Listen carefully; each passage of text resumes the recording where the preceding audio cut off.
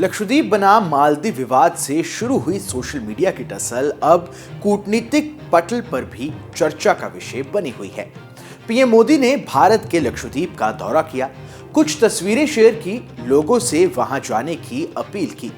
बस फिर क्या था, जनता ने ये कह दिया कि हम मालदीव क्यों जाएं, जब हमारे पास इतना खूबसूरत टूरिस्ट हब है।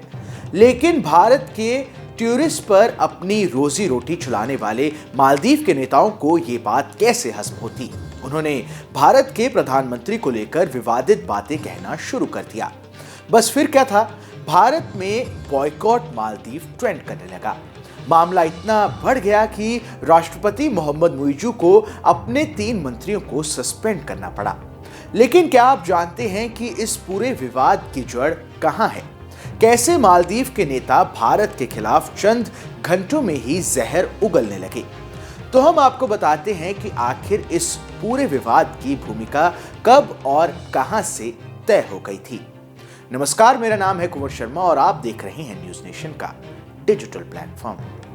मालदीव में नवंबर के महीने में राष्ट्रपति पद के चुनाव हुए। इस बार के चुनाव में मोहम्मद मुइज़ू जीत कर आए और देश की कमान संभाली। मुइज़ू काफी समय से ही भारत विरोधी रहे हैं। हाल ही में राष्ट्रपति बने मुइज़ू ने अपने चुनाव प्रचार में ही इंडिया आउट कैंपेन चलाया था। ऐसा माना जाता है कि अपने भारत विरोधी कैंपेन के चलते ही मालदीव के राष्ट्रपति चुनाव जीत पाए। लक्षद्वीप वर्सेस मालदीव विवाद के बाद तो उन्होंने भारतीय सैनिकों को देश छोड़ने के लिए डेडलाइन भी दे दी। ऐसे में इस विवाद के बीच लोगों के मन में यह सवाल उठ रहा है कि आखिर मुइज़ू भारत के खिलाफ क्यों है।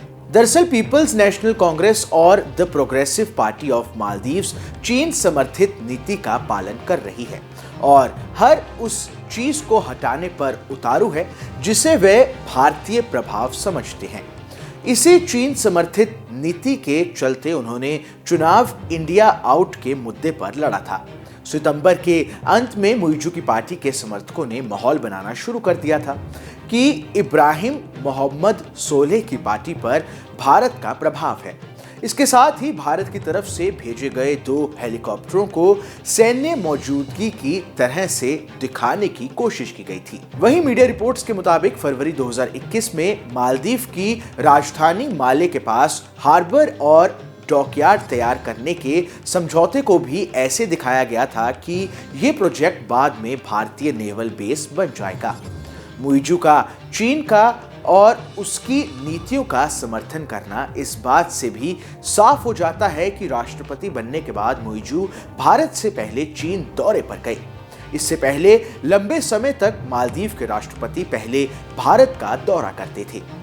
आपको बता दें कि चीन दौरे पर गए मुइज़ू ने चीन के राष्ट्रपति शी जिनपिंग से मुलाकात की। इस दौरान उन्होंने दोनों देशों में पर्यटन सहयोग समेत 20 अहम समझौतों पर हस्ताक्षर किए हैं। इसके साथ ही दोनों देशों ने रणनीतिक साझेदारी बढ़ाने की घोषणा की है।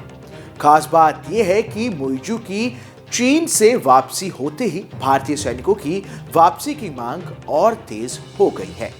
ऐसे में यह कहना गलत नहीं होगा कि चीन समर्थक होने के कारण ही मुइज़ू भारत को इतने तेवर दिखा रहे हैं। इस खबर पर आपकी क्या प्रतिक्रिया है, हमें कमेंट कर जरूर बताएं। देश दुनिया की तमाम बड़ी खबरों के लिए देखते रहिए न्यूज नेशन का डिजिटल प्लेटफॉर्म।